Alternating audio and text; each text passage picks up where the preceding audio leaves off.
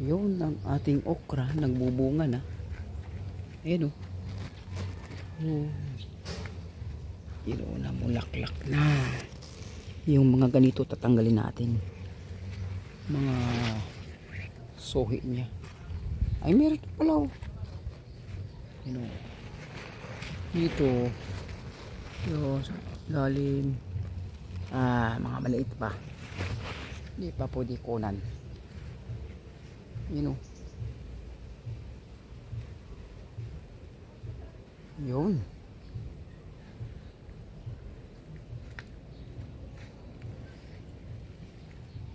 Yun. Malaki-laki na ito sa. Yun.